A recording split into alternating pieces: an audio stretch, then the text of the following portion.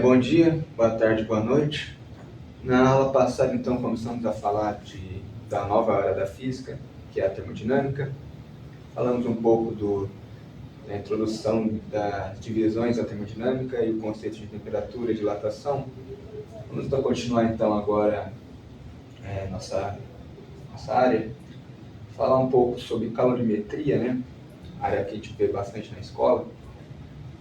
Mas antes disso, eu vou dar uma relativa breve introdução sobre o desenvolvimento do conceito de calor no século XVIII e XIX, porque é muito importante. Então, basicamente, no século XVIII havia uma briga entre Lavoisier, que é o famoso cientista da química, né, que criou a lei de conservação de energia, e os experimentos e teorias de Newton, e antes dele Robert Hooke, né, da mecânica, que formulou a lei de Hooke da mola, e Francis Bacon, né. Então,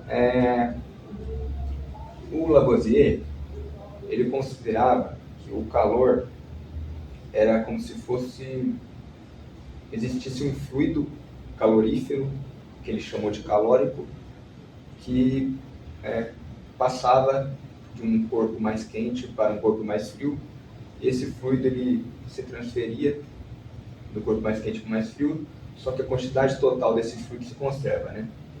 Então a massa, a energia dele se conserva, né? Só que ele considerava um calor como algo material, como algo, um fluido, né? Só que já Newton, ele entendeu uma primeira parte, que é a questão que o calor ele não é um fluido material, mas ele está associado ao grau de agitação, né, das moléculas, dos átomos, né, em nível microscópico. Só que o Newton não se baseando em teorias, né, de Hooke e Francis Bacon, ele não chegou ainda no ponto final, porque ele ainda acreditava que, por exemplo, imaginamos o calor feito pelo atrito, né?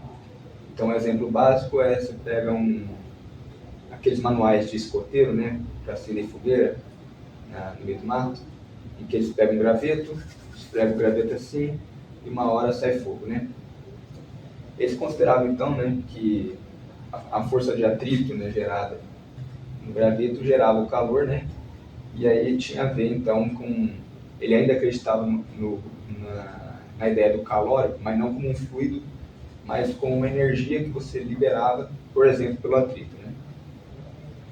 E esse calórico que o Lavoisier inventou, ele era um fluido que era indestrutível e que conservava o seu volume e a sua massa, né? A sua energia. Aí começou a ter um problema, porque ainda no século XVIII, Benjamin Thompson, conde de Humboldt, na Baviera, ele começou a fazer uns experimentos mais precisos e ele percebeu que quando se aquecia um corpo, a massa dele não se alterava. Porque se existe o calor é um fluido, ele teria uma massa. E como não alterava a massa, aí não poderia existir esse calor, e o calor seria outra coisa. E ele percebeu também que se existisse esse calor, ele seria, por assim dizer, ele não teria como ser indestrutível, né? Então ele começou a formular outra teoria de como seria o calor, né? E aí ele começou a chegar na ideia mais de que o calor é uma energia, ao invés de um fluido, uma coisa material. O calor é uma energia que está associada ao grau de agitação entre as moléculas, está associada com variação de pressão, volume, temperatura. E aí então começamos a chegar mais na termodinâmica. No final do século XVIII, tal, James Watt, que inventou a famosa máquina a vapor, né, que levou à Revolução Industrial, ele percebeu que, através de calor, dava para gerar trabalho, né? Dava para gerar movimento mecânico, né? E com isso, trabalho, né? Gerar um deslocamento com esse movimento mecânico. Tanto que impulsionou as ferrovias, a máquina a vapor, etc. Só que ainda faltava algumas noções. Então, no século XIX, surgiu esses três novos cientistas, Julius Robert Mayer, que era um médico, que ele fez expedições nos trópicos, né, na região dos trópicos. Ele percebeu que o sangue, ele, vendo o paciente sangrando, né, ele percebeu que o sangue venoso era mais vermelho, mais quente. E aí ele percebeu então, mais quente que o sangue de pessoas que viviam mais nas regiões mais temperadas, né, mais longe dos trópicos. Ele percebeu então que o calor ele não pode estar associado somente a essas questões que Lavoisier acreditava, né? Porque Lavoisier acreditava, como ele era químico, né? Ele acreditava na conservação de energia, no sentido de que, por exemplo, pega, por exemplo, o exemplo da digestão humana. Quando a gente mastiga um alimento, a gente está transformando energia mecânica em energia química. Só que, com essa experiência, ele provou que, com essas observações, ele provou que não é necessariamente o calor está associado a uma transformação de energia, né? Então, ele percebeu então que o calor é uma forma de energia independente, mas também, como qualquer tipo de energia, se conserva, né? Já o Joule, então, né, ele formulou em 1868, porque, beleza, então entendemos que o calor é uma forma de energia, mas então como relacionar essa forma de energia, como quantizar ela, né? O Joule, então, que entendeu se ela é uma energia, ela tem que ser descrita em Joule, né? Já que a energia mecânica é descrita em Joule, energia cinética, energia potencial. Então, começou a se criar, então, aos poucos, o conceito de caloria. O que seria uma caloria? Caloria seria, que aqui é a quantidade de calor, né, que eu já vou enunciar. Seria a quantidade de calor necessária para elevar 1 grama de água, a temperatura, a pressão atmosférica de 1 atm, de 14,5 a 15,5 graus Celsius, ou seja, é a quantidade de calor necessária para você levar 1 grama de água a 1 atm. Então, ele formulou essa noção de caloria e ele viu então que uma caloria é mais ou menos 4,186 joules, né? Então, ele conseguiu fazer uma relação da energia mecânica, né, com a energia térmica. E o Helmholtz, que é famoso na termodinâmica mais avançada, né, por causa da energia livre de Helmholtz, ele postulou em 47, então, que a conservação de energia valia para qualquer forma de energia, não só mecânica, mas também energia térmica. E por mais que a gente falou, né, por exemplo, você tem processo dissipativo de energia, né? Por exemplo, você joga um objeto qualquer no chão, ele quica. Ele vai voltar, mas não com a altura inicial que ele tinha. Por quê? Porque ele perdeu uma certa energia para a resistência do ar, para o calor que ele dissipou, para ondas sonoras que ele produziu. Só que essa energia sonora, térmica e tal, também se conserva. Bom, então, vamos começar então a falar algumas questões de calorimetria. A gente precisa definir então novas grandezas, né? Primeiro, quantidade de calor. Quantidade de calor, então, é a grandeza que está associada a mudanças de temperatura num corpo que não envolve mudança de estado físico, né? Então, a caloria, a quantidade necessária para elevar 1 grau Celsius a 1 grama de água à pressão de 1 atm. Já o calor específico ele é uma propriedade de cada corpo que está associada com a quantidade de calor necessária para elevar em 1 grau Celsius 1 grama de qualquer substância, e com isso cada substância tem um calor específico tabelado, e também temos a questão da propriedade da capacidade térmica.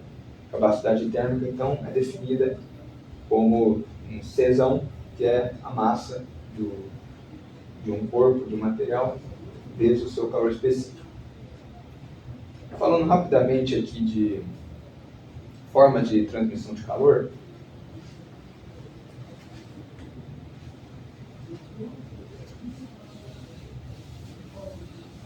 nós temos, né, aprendemos no ensino médio, existem 3 formas principais de transmissão de calor, né?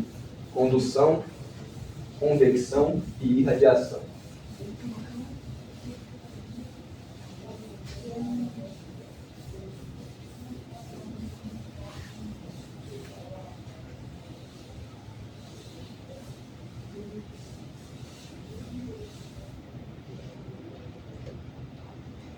Então, indução,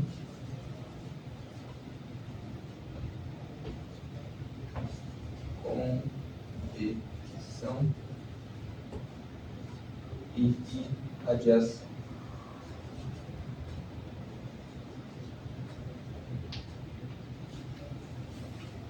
Bom, então, é bem simples, na real. Condução é quando você transfere calor por meio do contato físico entre 2 corpos. Então, exemplo básico, você esquenta uma panela com o fogo do fogão, só que ela está esquentando pelo contato, né? A chama entra em contato com a panela, o metal da panela esquenta a panela. A panela está aquecida, ela está em contato com a água, né, da panela, que vai esquentar a água. Tranquilo, nada demais.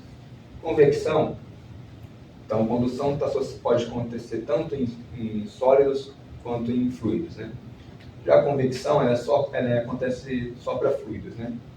Então, imagina que eu esquento uma água, só que essa água, ela está no recipiente, então ela esquentando, ela vai mudar a sua densidade, vai mudar a sua pressão e, consequentemente, a sua densidade.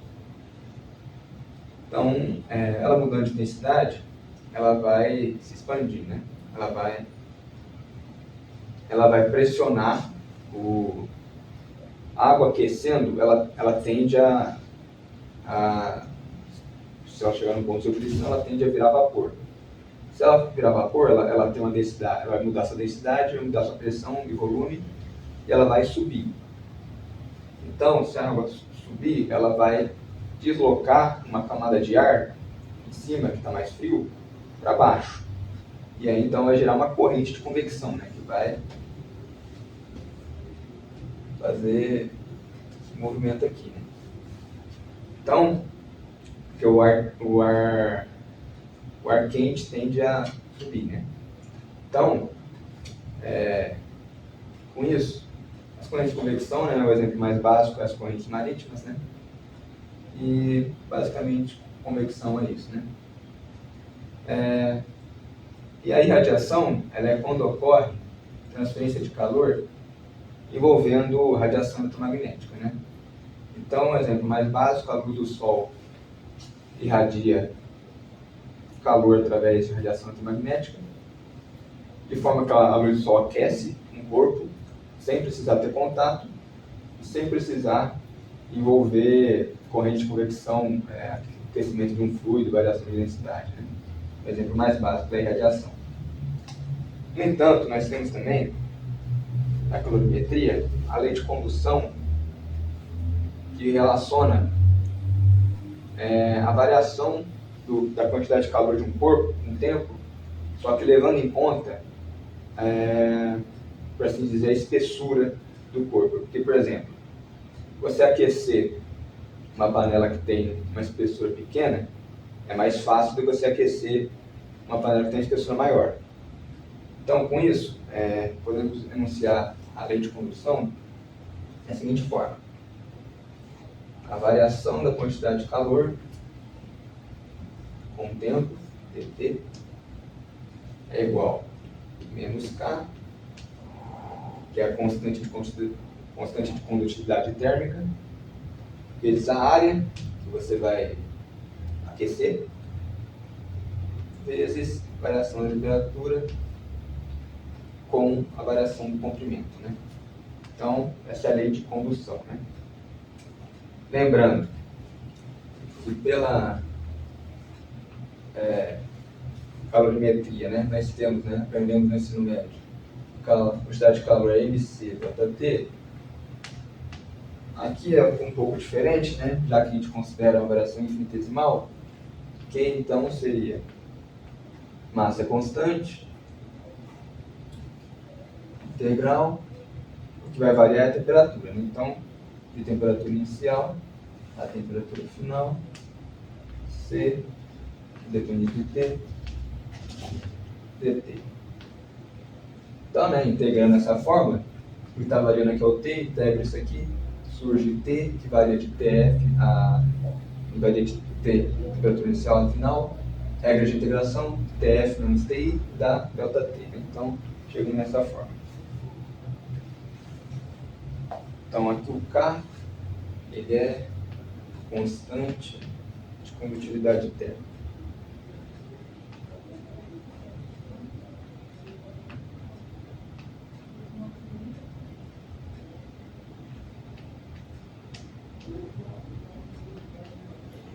Lembrando que, né, isso aqui é a quantidade de calor associada a um aquecimento ou esfriamento de um corpo, mas quando não tem mudança de estado, né, ele continua no seu estado.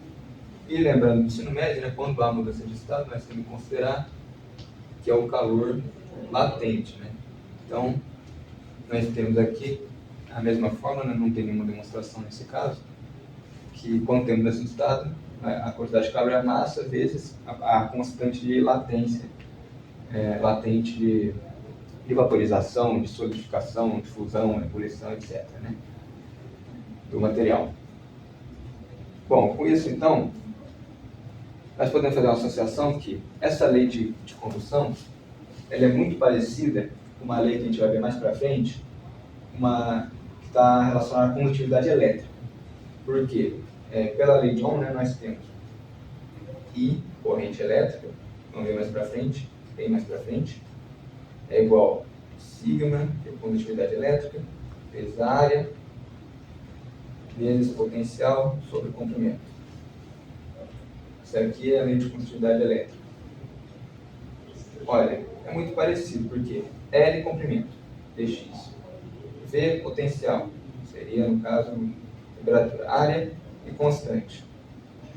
dq e dt, né? Essa seria a variação da quantidade de calor. E corrente, no caso, né? A gente vai ver mais para frente que é a variação da carga elétrica com o tempo, né?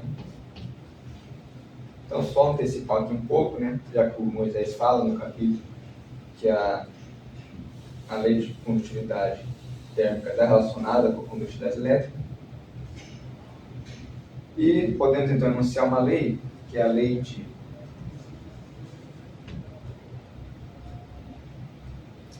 essa lei que relaciona as condutividades térmicas é chamada de lei de Wiedemann, não sei como pronuncia.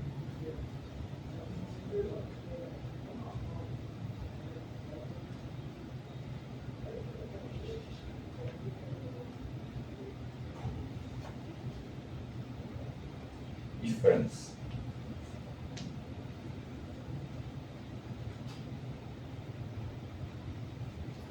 Então, a condutividade térmica está relacionada, aqui eu vou botar isso aqui para significar que é relacionado, não tem nenhum significado matemático nem físico, é só para simplificar, está relacionado à condutividade elétrica. Sigma. Bom, então, agora temos algumas aplicações de calorimetria. Uma bem interessante é a chamada equação de resfriamento de Newton. Então, ela vai descrever o resfriamento de um corpo, né? Então, imaginamos a questão que a área do corpo é constante. Então, se é resfriamento, d ΔT em relação ao tempo, se é resfriamento, então é menos a ΔT.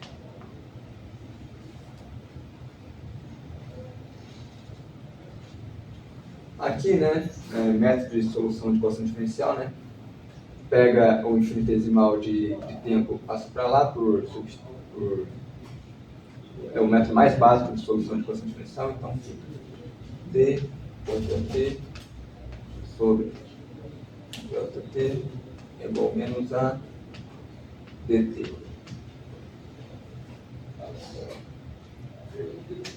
Integro isso aqui dos dois lados.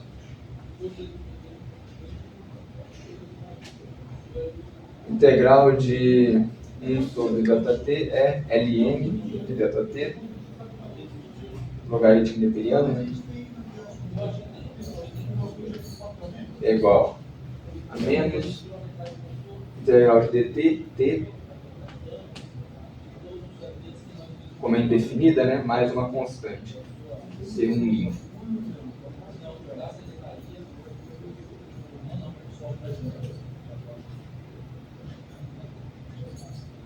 Sendo que C1'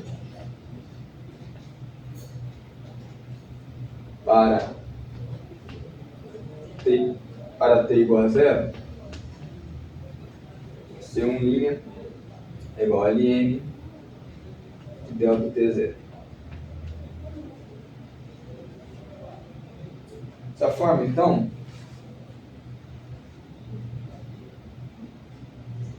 aqui vai surgir esse ln de ΔT0, porque aqui é uma integral definida, então vai de T0 a T. Aqui é indefinido. Então, ficando então com ln de ΔT é igual a menos a T mais ln de ΔT0.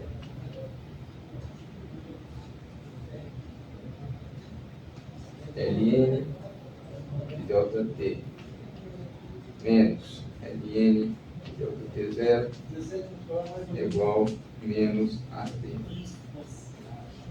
Propriedade básica de logaritmo, né?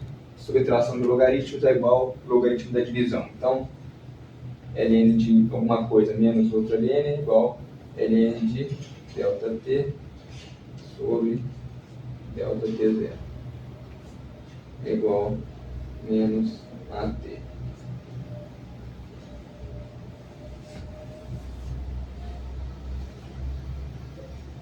Agora, então, né, para a gente resolver isso aqui, a gente tem que tirar o logaritmo, né? Como a gente faz isso? A gente exponencia dos dois lados. Então, exponencial elevado a isso aqui, porque exponencial elevado a um logaritmo, o expoente cai, né? Porque vai dar ele mesmo, né, vezes o expoente. E aqui também do outro lado, né? Porque tem que ser dos dois lados. Então, exponencial de logaritmo de alguma coisa é o próprio argumento do logaritmo. Então, ΔT sobre ΔT0 é igual a exponencial de menos AT. Com isso, ΔT é igual a ΔT0 exponencial de menos AT.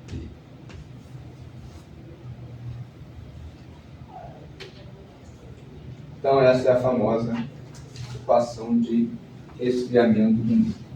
Isso daqui tem uma utilidade interessante, por exemplo, para perícia, né?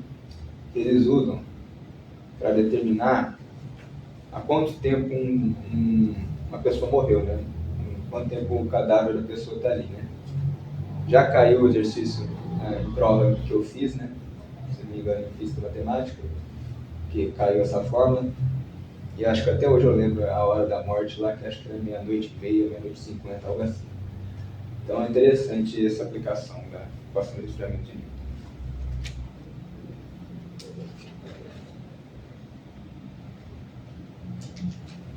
Bom, então acho que eu não vou alongar.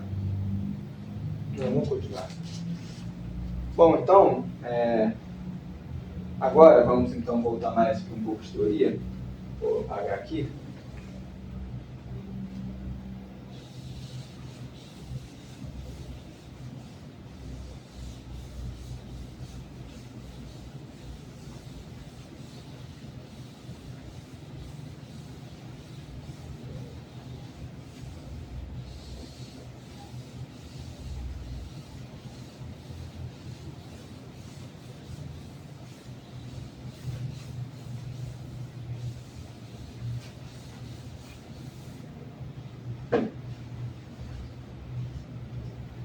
para a gente enunciar, então, a primeira lei da termodinâmica.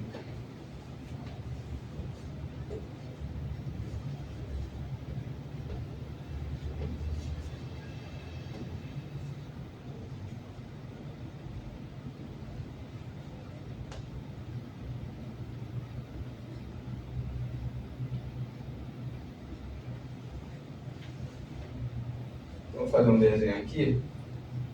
Imagino que eu tenho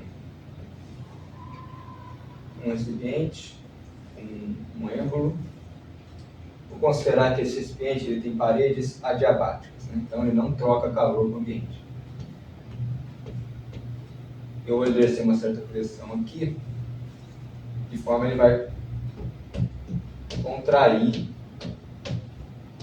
o recipiente. Se ele vai contrair, ele vai diminuir o volume, né, do recipiente.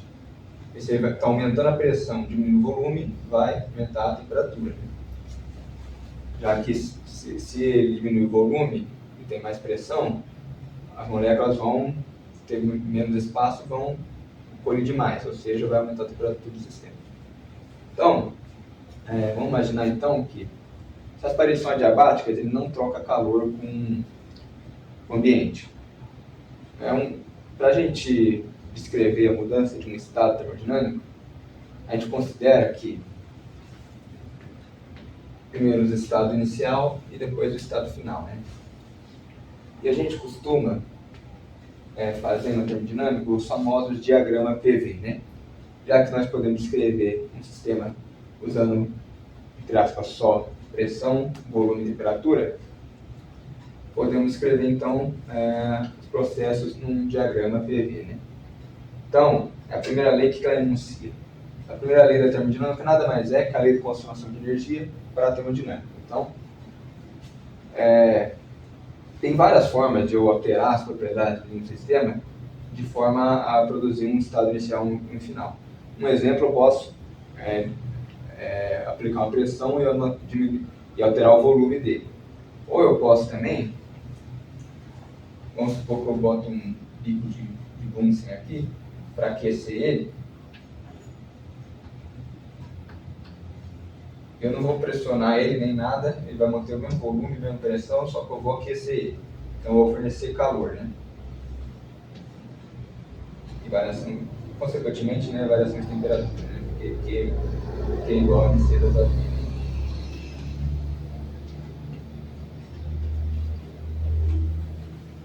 Desse modo, a transformação que vai sofrer esse sistema, ela não vai variar o volume, não vai variar a pressão, ou seja, ela vai variar só a quantidade de calor. Bom, vamos então continuar o que a gente estava falando, né? Vamos então falar de primeira lei, que é a lei de conservação de energia para a termodinâmica. Imaginamos um ciclo, então, que eu estou fazendo o que aqui, então? Eu estou indo por dois caminhos, né? Um caminho eu faço uma transformação isovolumétrica, ou isocórica, ou isométrica, né?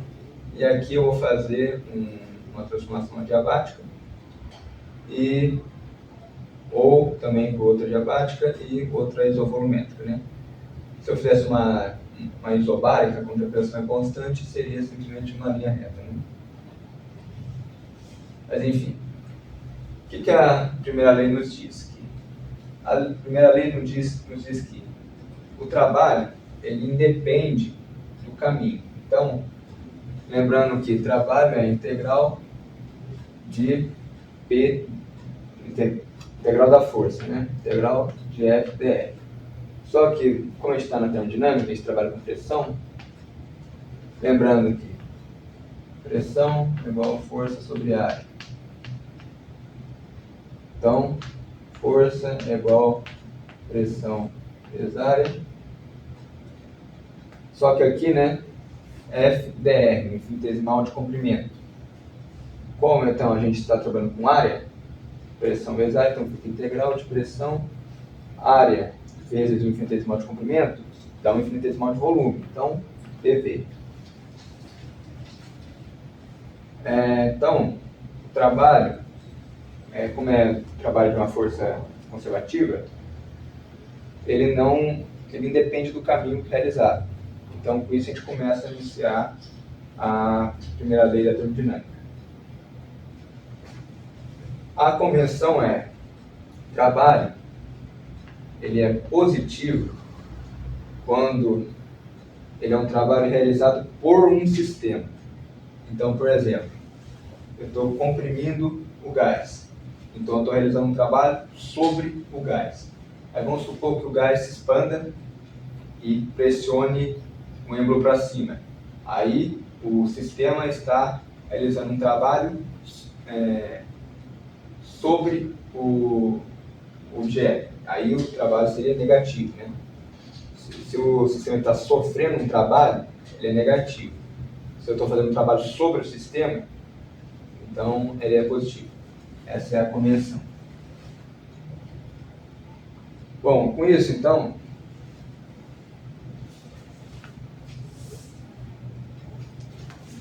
podemos enunciar a primeira lei, que diz que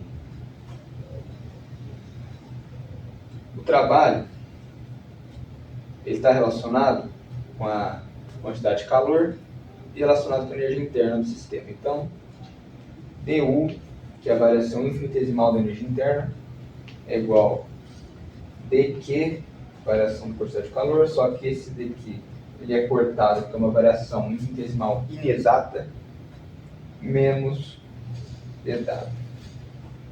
Então, essa é a primeira lei da termodinâmica. Importantíssimo. Lembrando que dU é igual ao que? dQ. O que é dQ, né? Se Q é mc ΔT, dQ seria então mc dt. Menos trabalho então, se trabalho é P integral de PdV, trabalho infinitesimal trabalho então seria menos PdV. Essa é outra forma de escrevê-la, né? E aí, dessa equação aqui vão surgir várias equações, né? Então, com isso, podemos enunciar que a primeira lei, então, está relacionada à conservação de energia para a termodinâmica. Lembrando que, né, agora vamos tentar aplicar essa lei para vários casos. Então, vamos supor, no caso isovolumétrico. Então, isovolumétrico ou isopórica.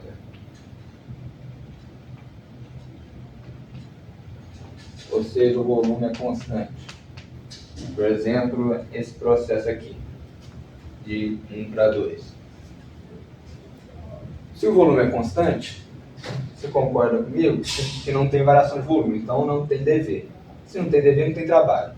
Logo, para o caso isovolumétrico, dU é igual a dQ.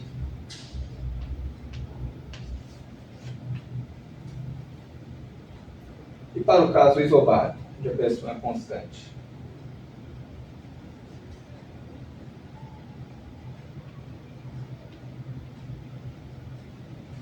Para o caso isobárico, a pressão é constante, mas ela já é aqui, então o que muda é o volume, então não vai mudar nada. Vai continuar tendo trabalho e vai continuar tendo quantidade de calor. Então, dU é igual a dQ menos PdV.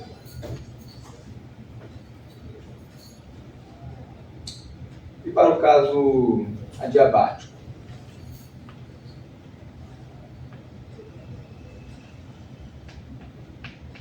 O caso adiabático, ele não troca calor com meio, ou seja, dQ igual a zero. dQ igual a zero, a energia interna, então, é igual a menos o trabalho.